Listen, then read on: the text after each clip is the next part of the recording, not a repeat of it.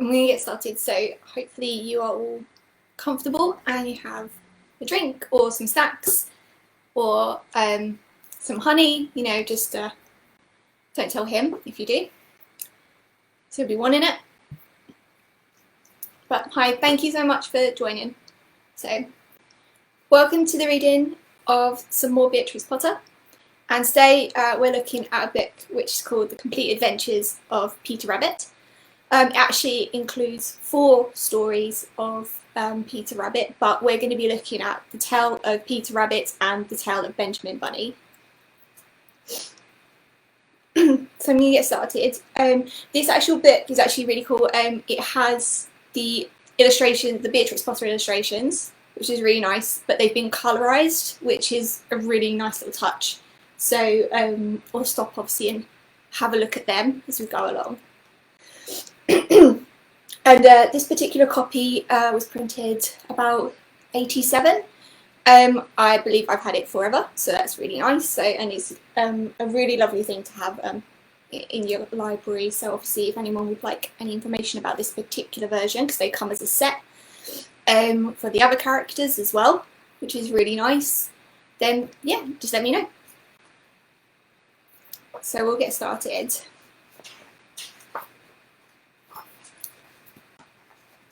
The Tale of Peter Rabbit. Once upon a time, there were 4 little rabbits, and their names were Flopsy, Mopsy, Cottontail, and Peter. They lived with their mother in a sandbank underneath the root of a very big fir tree. "Now, my dears," said old Mrs. Rabbit, one morning, "you may go into the fields or down the lane, but don't go into Mr. McGregor's garden. Your father had an accident there. He was put in a pie by Mrs. McGregor. Now run along and don't get into mischief. I'm going out."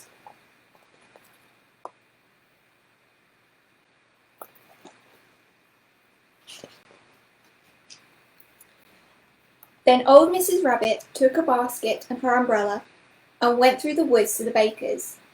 She bought a loaf of brown bread and 5 currant buns. Flopsy, Mopsy, and Cottontail, who were good little bunnies, went down the lane to gather blackberries. But Peter, who was very naughty, ran straight away to Mr. McGregor's garden and squeezed under the gate. First he ate some lettuces and some French beans, and then he ate some radishes.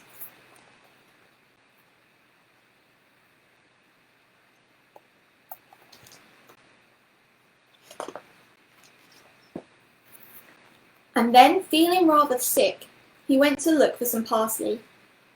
But round the end of the cucumber frame, whom should he meet but Mr. McGregor?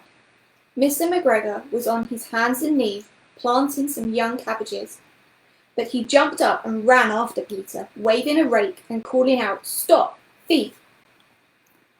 Peter was most dreadfully frightened. He rushed all over the garden, for he had forgotten the way back to the gate. He lost one of his shoes amongst the cabbages, and the other amongst the potatoes. After losing them, he ran on 4 legs and went faster, so that I think he might have got away altogether if he had not unfortunately run into a gooseberry net, and got caught by the large buttons on his jacket. It was a blue jacket with brass buttons, quite new. Peter gave himself up for lost and shed big tears. But his sobs were overheard by some friendly sparrows, who flew to him in great excitement and implored him to exert himself.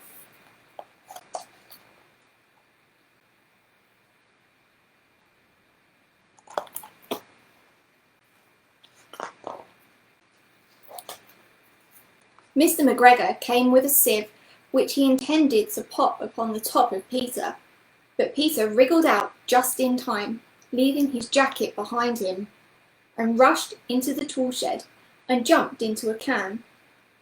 It would have been a beautiful thing to hide in if it had not had so much water in it. Mr. McGregor was quite sure that Peter was somewhere in the tool shed, perhaps hidden underneath a flower pot. He began to turn them over carefully, looking under each. Presently Peter sneezed. "Achoo!" Mr. McGregor was after him in no time, and he tried to put his foot upon Peter, who jumped out a window, upsetting 3 plants. The window was too small for Mr. McGregor, so he was tired of running after Peter and went back to his work.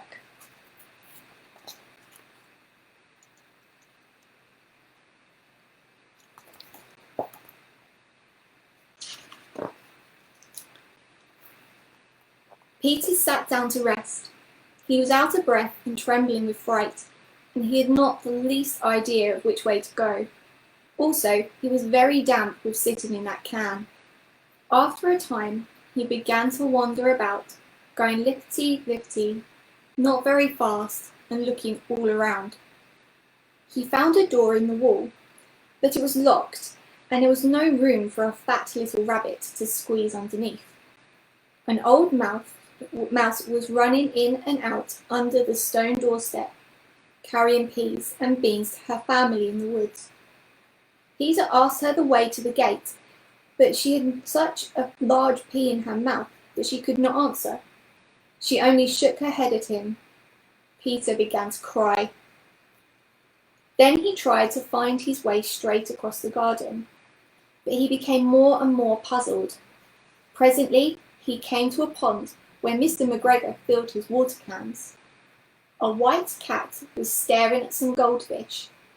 She sat very, very still, but now and then the tip of her tail twitched as if it were alive. Peter thought it was the best way to go away without speaking to her. He had heard about cats from his cousin, little Benjamin Bunny. He went back towards the tool shed, but suddenly, quite close to him, he heard the noise of a hoe scritch, scratch, scritch, scratch. Peter scuttled underneath the bushes, but presently, as nothing happened, he came out and climbed upon a wheelbarrow and peeked over the edge. The first thing he saw was Mr. McGregor hoeing onions. His back was turned towards Peter, and beyond him was the gate.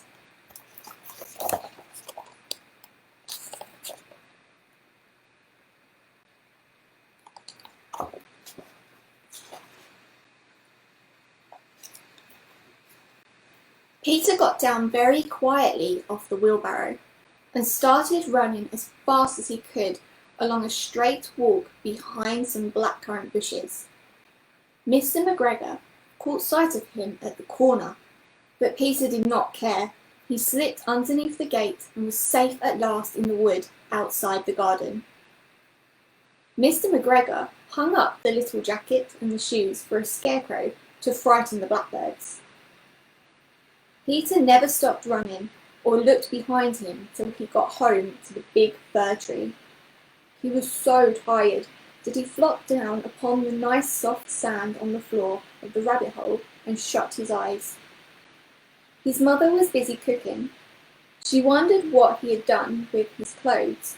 It was the second little jacket and pair of shoes that Peter had lost in a fortnight. I am sorry to say that Peter was not very well that evening. His mother put him to bed, made some chamomile tea, and gave him a dose of it. 1 tablespoon to be taken at bedtime. But Flopsy, Mopsy, and Cottontail had bread and milk and blackberries for supper.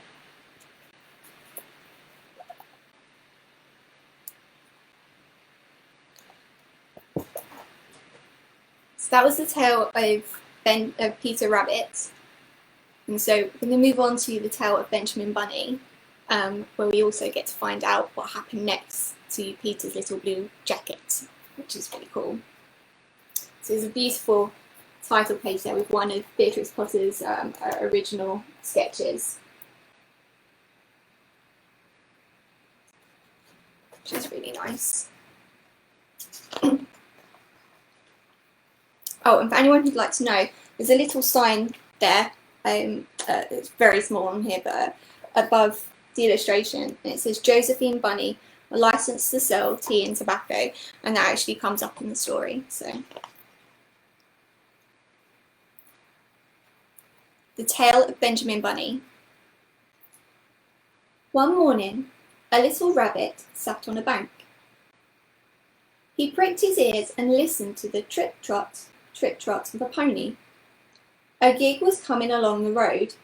It was driven by Mr. McGregor, and beside him sat Mrs. McGregor in her best bonnet. As soon as they had passed, little Benjamin Bunny slid down into the road and set off with a hop, skip and a jump to call upon his relations who lived in the wood at the back of Mr. McGregor's garden.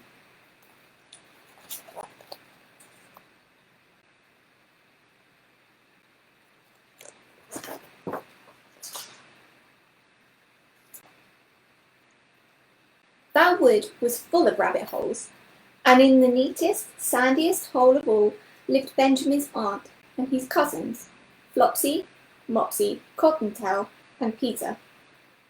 Old Mrs. Rabbit was a widow. She earned her living by knitting rabbit wool mittens and muffets. I once bought a pair at a bazaar. She also sold herbs and rosemary tea and rabbit tobacco, which is what we call lavender. Little Benjamin did not very much want to see his aunt. He came round the back of the fir tree and nearly tumbled upon the top of his cousin Peter. Peter was sitting by himself. He looked poorly and was dressed in a red cotton pocket handkerchief. "Peter," said little Benjamin in a whisper, "who's got your clothes?" Peter replied, "The scarecrow in Mr. McGregor's garden," and described how he had been chased out about the garden and had dropped his shoes and coat. Little Benjamin sat down beside his cousin and assured him that Mr. McGregor had gone out in a gig, and Mrs. McGregor also, and certainly for the day, because she was wearing her best bonnet.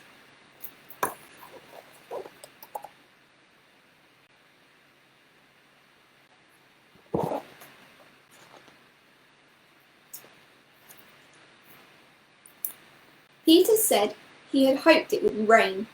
At this point, old Mrs. Rabbit's voice was heard inside the rabbit hole, calling, "Cottontail, Cottontail, fetch some more chamomile." Peter had said he thought he might feel better if he went for a walk. They went away hand in hand and got upon the flat top of the wall at the bottom of the wood.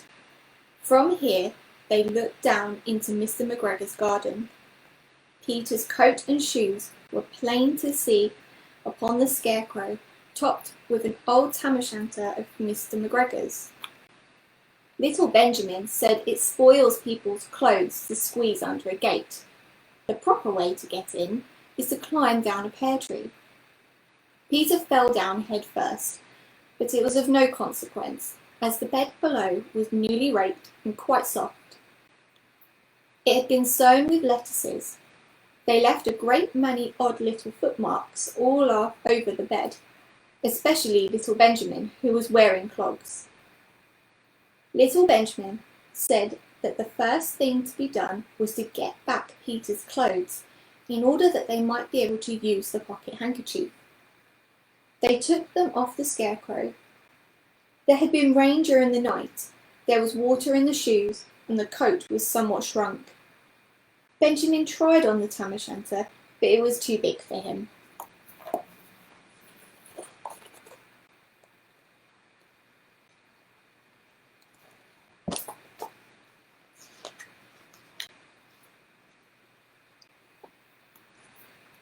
Then he suggested that they should fill the pocket handkerchief with onions as a little present for his aunt. Peter did not seem to be enjoying himself. He kept hearing noises. Benjamin, on the contrary, was perfectly at home and ate a lettuce leaf. He said that he was in the habit of coming into the garden with his father to get lettuces for their Sunday dinner. The name of little Benjamin's papa was old Mr. Benjamin Bunny. The lettuces were certainly very fine. Peter did not eat anything. He said he should like to go home. Presently, he dropped half the onions.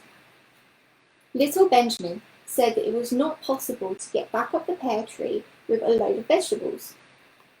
He led the way boldly towards the other end of the garden.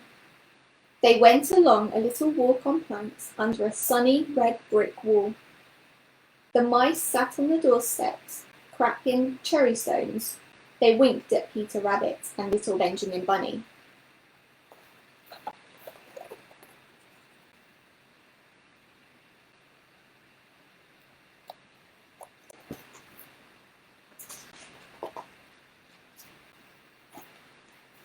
Presently, Peter had let the pocket handkerchief go again. They got amongst the flower pots and frames and tubs. Peter heard noises worse than ever. His eyes were as big as lollipops. He was a step or two in front of his cousin when he suddenly stopped. This was what those little rabbits saw when they came round the corner. Little Benjamin took one look, and in half a minute, less than no time, he hid himself and Peter and the onions underneath a large basket. The cat got up and stretched herself, and came and sniffed at the basket. Perhaps she liked the smell of onions. Anyway, she sat down at the top of the basket. She sat there for 5 hours. I cannot draw you a picture of Peter and Benjamin underneath the basket, because it's quite dark, and because the smell of onions was fearful. It made Peter Rabbit and little Benjamin cry. The sun got round behind the woods, and it was quite late in the afternoon, but the cat sat upon the basket.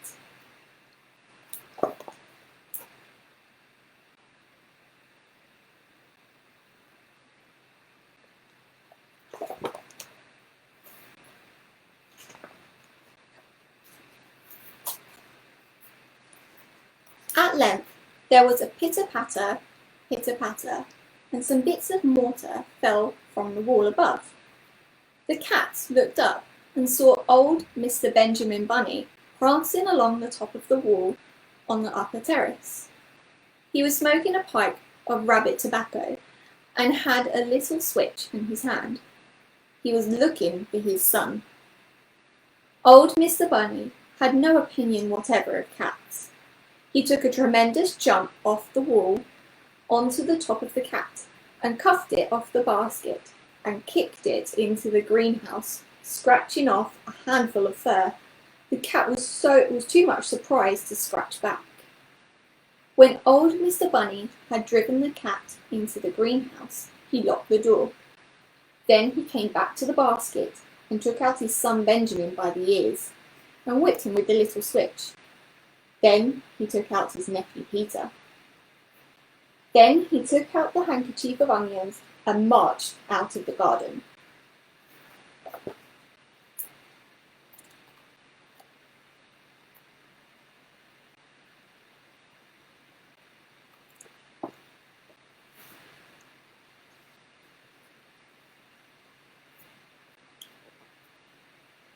When Mr. McGregor returned about half an hour later, he observed several things which perplexed him.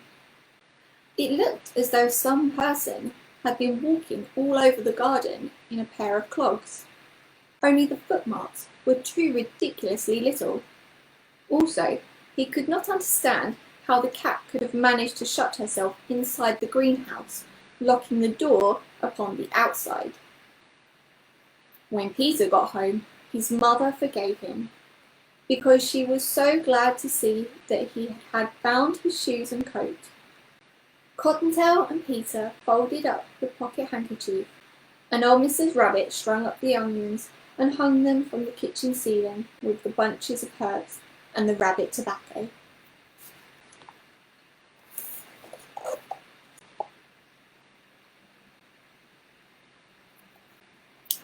So that was the tale of Peter Rabbit and the tale of Benjamin Bunny.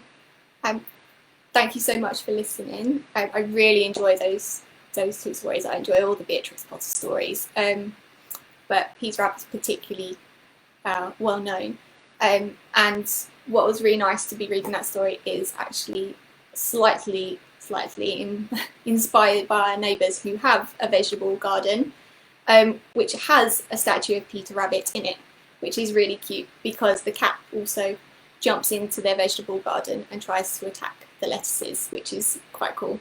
So it's pretty much very true to life. As you probably saw also from the last page, the stories continue. So the next one along would be the tale of the Flopsy Bunnies. And in this particular edition, there's also an additional story, the tale of Mr. Todd. So, they're all brilliant stories, very much worth reading. And as they go on, unlike the earlier ones, like the tale of Mr. Todd is actually quite comprehensive. I mean, I'm happy to read it. But the others, of when it's about just the little bunnies, they tend to be a little bit shorter, so lovely little easy reading. Yeah, as I say, like, this is a great series, this particular edition. These ones are hardback and they're lovely to have in any library, so I do recommend getting a copy. I hope you've enjoyed that, listening to it as much as I did.